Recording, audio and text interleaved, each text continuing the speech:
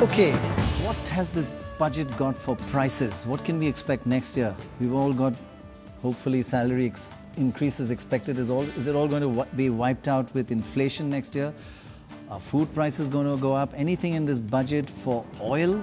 There was great expectations that he would lower import duties on oil so that oil prices wouldn't go up, petrol prices wouldn't go up. Anything on that? Well, one warning is that if you lower excise duties, you lower taxes, your fiscal deficit goes up, and that fiscal deficit itself causes prices to rise. So there's no easy way out. And look at that. This is another one of your charts, Ruchir. This shows India has the highest deficit in the world.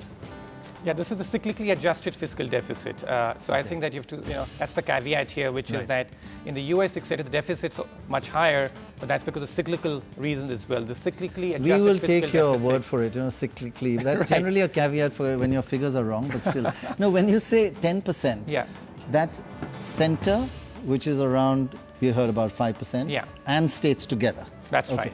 And you're saying it's higher than any other country? Yeah, when we sort of smooth the cycle for the economic cycles, this is the data by the IMF that we have out here. Actually, let me ask you a question. Yeah. We are the highest, but we also probably the highest inflation. Yeah. Does that make it easier for us to pay back? Yes, because you're paying in depreciated rupees? That's right. So can we afford it? That's a dirty secret, in fact. That the reason why the revenue numbers have been so buoyant in India has been partly because GDP growth's been high, but partly because inflation's been really high. So our nominal revenue growth of over 20% that we saw last year was really aided a lot by... So that's a good question, which Gaurav says, that you're getting higher revenues because of higher inflation. Yeah. I think he talked about revenues increasing by about 24% That's this year. right. But it is also, it's like a vicious cycle, right? That your higher deficit is giving you higher money supply growth and therefore higher prices, and you're getting more revenues, but still 10%, you said there's a paradigm shift. 10% budget deficit is a worry for the international community. Yes, that's right. So that's why I said the most important figure that the international community was looking in this budget was to see what he does with the net borrowing program. And the fact that that's come in lower than expected, I think, has been the single biggest highlight of this budget so far. Right. And you saw the stock market going from 100 to 250. Yes, that's right. And nobody understood why, but now Ruchir has explained it. No, it's very important, actually. So other aspects on prices. Just give us an indication of inflation in India, how it's viewed at from the rest of the world, and whether anything could have been done in the budget and whether anything was done.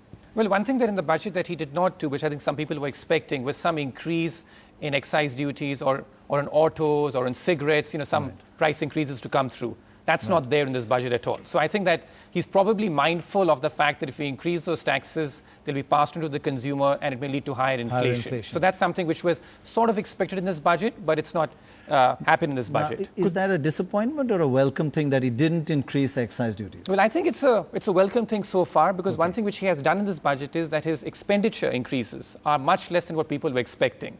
So the past sort of formula was tax and spend, that you would sort of tax...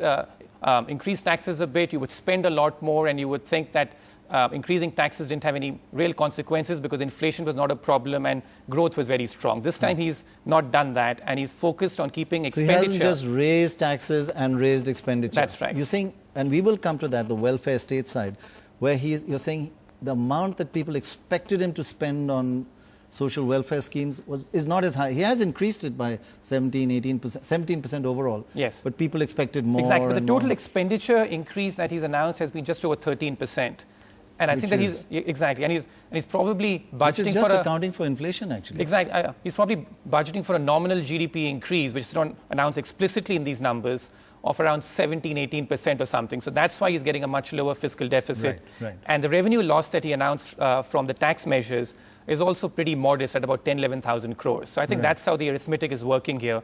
But the big surprise for the people has been that the expenditure hasn't gone up more than what people were expecting. But this is the typical Aam Aadmi kind of slogan that under that umbrella you get much higher increases in spending. But could it also be because he hasn't put the tax rates up because he's planning to introduce the GST and doesn't want to put, if his GST is coming this time, that's right. The bill is coming now. Perhaps he wanted to keep things stable for the GST.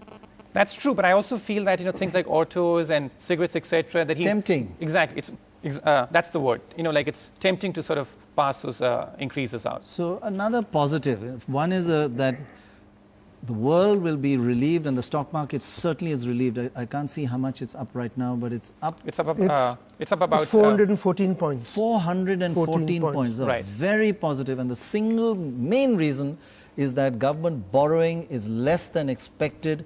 Interest rates are not going to go up. So investment by companies is not going to become more expensive. So it is an indication of a stimulus to growth. That's right. In terms of giving the private sector more room to run. The RBI still probably has to raise interest rates on the short end of the curve, but the long end, the 10-year interest rates, I think, have fallen on the back of this budget. Okay, coming back to prices now. What can an average person expect on prices next year based on this budget and the numbers you've seen on deficit, etc.? Unfortunately, India's inflation performance has very little to do with the domestic economy. The main reason we've seen a very sharp increase in India's inflation over the past few years, or the past couple of years really, has been because of a surge in global commodity prices.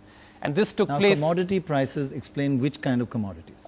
From everything, from oil to food. Oil to food. Food as well? Exactly. Global increase. Global increase. Right. Over the past 6 months, we have seen the sharpest increase in global food prices in history. So, really? Yes. So I think that's already in the works. But tell me, if global food prices go up, why should our food prices go up? Well, the correlation is amazing, that even though we don't import that much, if you look at the correlation between domestic food prices and global food prices, the numbers are quite high. So I think that is both India's growth and inflation performance are now increasingly dependent on what's happening externally. But is there any explanation for this? Why should it happen? I don't understand. Yeah, but we don't import much except oil seeds and things like that. That's right. But that's the sentiment effect, I think, that it moves markets in lockstep. And I think it's also a consequence of the excess global liquidity. It finds its way into the wrong asset classes at times.